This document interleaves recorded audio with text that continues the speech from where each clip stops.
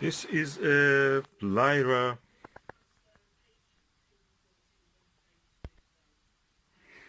102 F11 long tube achromatic doublet refractor telescope. It comes in this beautiful wooden box. It has 4 locks on the side, which when you open, you can actually see the gem inside. This is the long tube refractor. It comes with a beautiful feather touch, massive, robust, 360-degree rotatable Crayford focuser, which has a 2-inch and 1.5-inch adapters. The rate of the turn is 1 to 11 or 1 to 10. So 1 turn of this, 10 turns of this smaller, finer feather touch. It has 2 tube rings and a Vixen style dovetail. Tube rings are CNC machined on the lathe, is not cast, and with this massive knobs to hold it together. The main feature of this dew shield is retractable. It can be turned. There's a screw on the other side, and that screw locks the dew shield in when it is retracted, and when you extend it, it again locks it in place. Perfect, because that makes the tube smaller when you want to store it during the storage. And comes with this beautiful box. So this is a premium quality telescope refractor, perfect for astronomical observation. Contrary to what you may think, if you use and you may think that this is a narrow field telescope, definitely, of course, for planetary when you use the 1.25 inch focuser. But if you put a 2-inch focuser here, 2-inch adapter here, with the eyepiece and diagonal for 2-inch, it gives you 2.5 degrees of field of view maximum. Think about it, that's around 5 times the width of the moon. It practically can fit almost the visible width of the Andromeda galaxy, which is around 3 degrees. So that's perfect for also using as an astrophotography tool. I've tested it under the sky with the planet Venus. Perfect. No chromatic aberration at all. Sharp stars, pinpoints, edge to edge. And really good quality. And the box is a bonus. You don't need a bag for this. You just store it like that. So I have done 2 of the latches, and I'm doing the other 2. Perfect. Lyra, beautiful telescope, and you can buy it also under the label of the telescope systems or telescope service. Really good box, really. 2 handles also, you can pick it and install it and carry it. And I use it with a Dobsonian mount, I will show you later. So not bad for a refractor which is f11. This is a Lyra 102 f11 refractor telescope. It has a dual speed focuser, Crayford focuser, and I've installed it on this Dobsonian mount. It's around 4 kilograms, so it can take easily. This Dobsonian can take up to 8. I'll put the Skywatcher Max at 150 piece Sky Max. That is around 8 kilograms with all the additional things attached to it. It has a very bright image. I can see easily. It's like, first of all, it is like a upper chromat. I don't see any color fringe or anything. I'm looking at the planet Venus, absolutely clear. And it shows the phase, although it is the planet is now behind some branches of tree, but it can resolve it into a phase that you can see. So very impressed. Yeah, of course the camera cannot show the real beauty of the what I can see. Yeah, of course the camera cannot show the real beauty of the now I'm using the Takashi MCLE 18mm eyepiece. The image quality is superb. Of course I'm using this Lyra Refractor 102. It's achromat, but the image quality is equal to achromat or semi-achromat ED ones. And I'm looking at the planet Venus. I can clearly see the phase of it. Then I can see the details. Can practically start to see details in that image. Now I'm using the Takashi 8mm. Oh no, 2.5mm, 12.5mm. I can see the details on the crescent of the Venus. Camera cannot show it unfortunately, but it's visible there. And this is despite the fact that the Venus is shining through the branches of the tree, dense branches. I'll show you how it looks. That's what it is. And if you can see, the branches are there. If I move you see the branches are blocking the planet flicks. Yeah. And it passes. I'm just moving my hand around 20 centimeters and just affects that. The image quality with Lyra is so good. The stars are so bright with this. The tiniest stars, I could not see them in the 5-inch Skywatcher 120. Skywatcher Star Traveler 120. But with this one I can see it. It's just 4-inch. F11. An amazing piece of engineering. It's made in China. Beautiful. Better than the Unitron which was made in Japan. Technology, everything is transferred, you know, it's like a soul. It's like a wind. Can go anywhere. Now the technology is in the Unitron is built in China. Look at this CNC machined. Lovely. Tube rings. 4-inch. And it's all here. This is a Skywatcher 60 by 30, I think, 6 by 30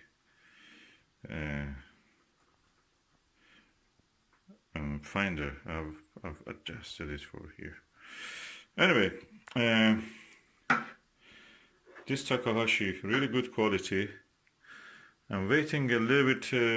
Venus comes out of the leafy parts, and so I can actually go and have observation without the leaves changing from time to time that cause a little bit disturbance.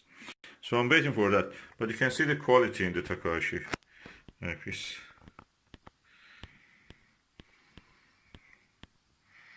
Beautiful eyepieces.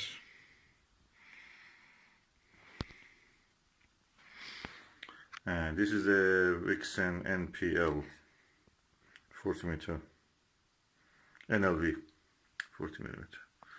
And this is the Alter Prism 2-inch diagonal prism, really good for planetary work. So everything in this system that I have is perfect. Look at the size of these knobs, dual adjustment knobs.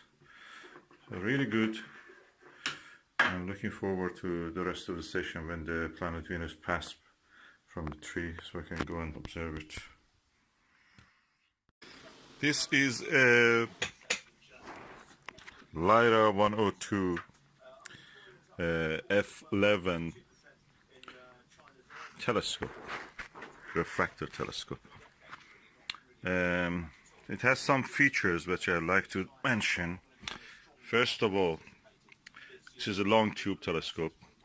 It's a achromatic telescope, but because it has a long focal length, it's a doublet lens, of course, in front.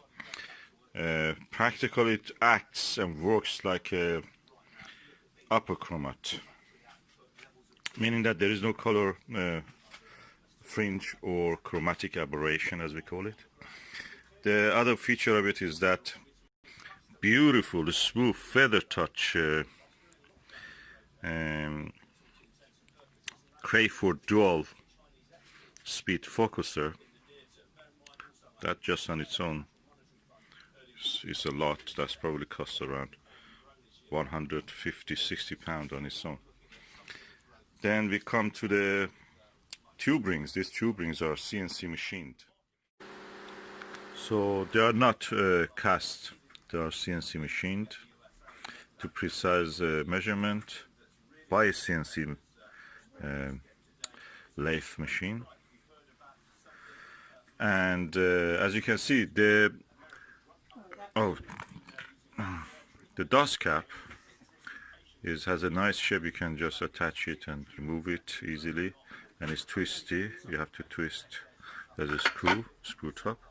The dew shield retracts. You can bring it down to here, so practically the length of the tube will be reduced, and you can lock it in the position, either being the extended or retracted. I've installed it on this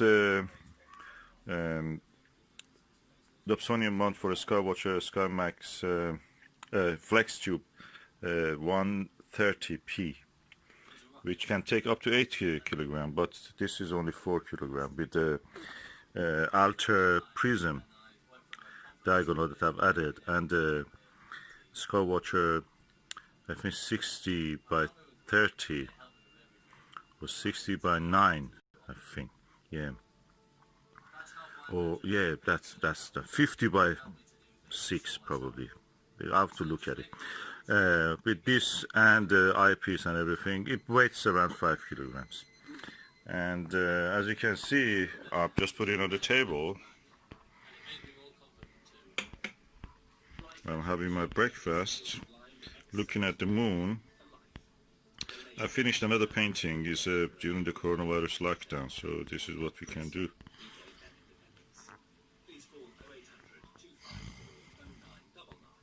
And this is a superb quality telescope. I watched the Venus last night with it.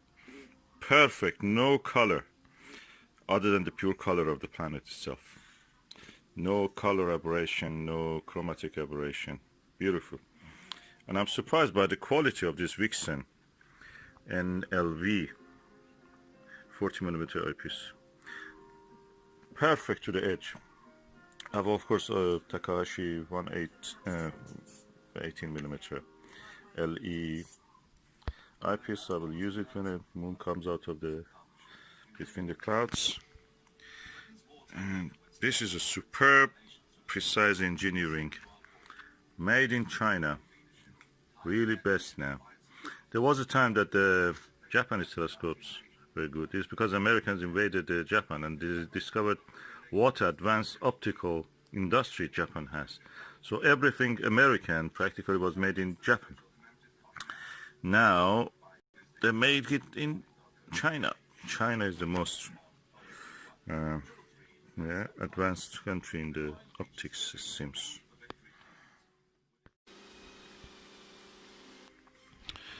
The movements of this telescope and this Dobsonian mount is so smooth. It's because the weight is right for this. It's butter smooth.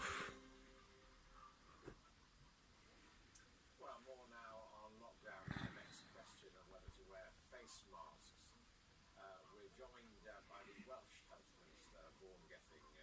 Thank you very much indeed for being with us. Perfect. What's your view on face masks? Well, at the moment we've got pretty clear evidence and advice from the 40 mayors across the UK. Okay, we loosen up this screw and then the dust cap, the dew shield will come down. Let us go and have a look in the mirror and the lens. 102mm of achromatic doublet lens.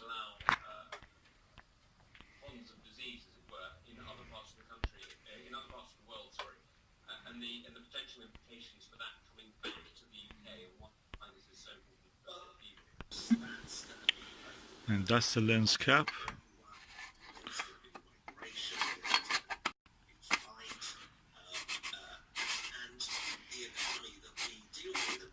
Completely protected now. It goes back to its box. I will unscrew it from here. I'll remove the star diagonal. And that's it. That's what will be done. We get ready to do some more painting here in the coronavirus lockdown.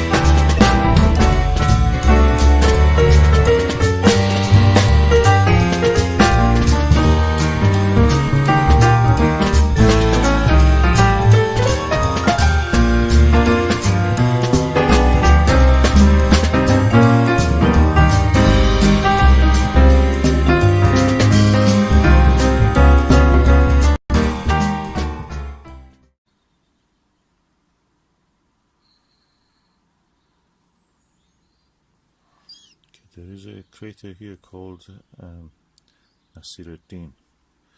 That's the crater which I'm now zooming on it. Tiny one at the end of the three craters which are joined together. It's called Nasiruddin after the Iranian astronomer.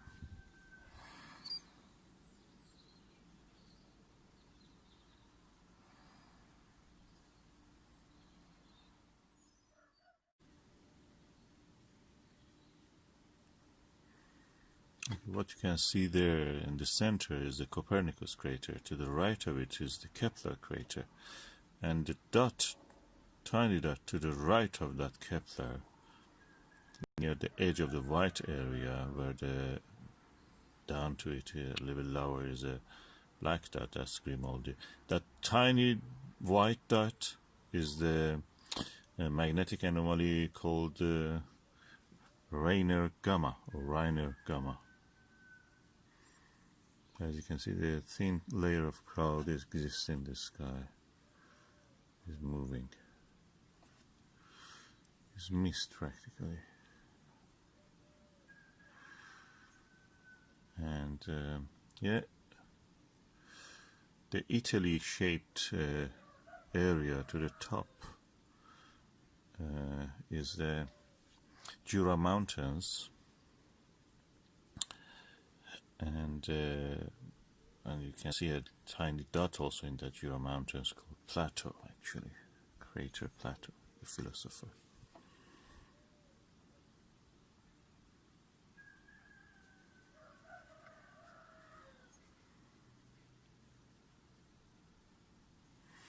The bright dot to the 2 o'clock in this image, if you imagine the top part is 12 and the lower part is 6, at 2 o'clock of the image, in the middle of the, in somewhere in the black patch, the white dot is Aristarchus, and the area around it is Aristarchus Plateau, the volcanic area.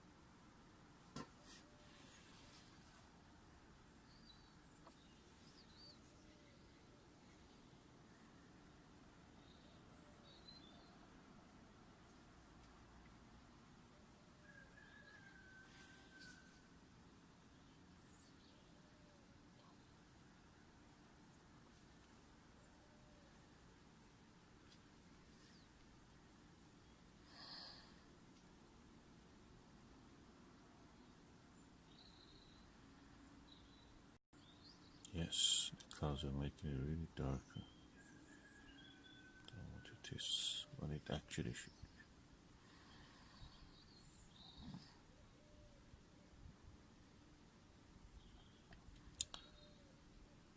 be. Yeah, and the circular feature, black circular feature at the top at 12 o'clock is the big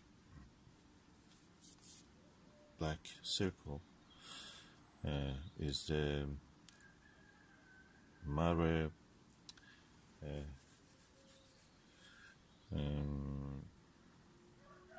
Imbrium, Sea of the Rains, and to the lower part of it, at 7 o'clock of that circle, what you can see is the mountains of the Apennine. Yeah, Apennine.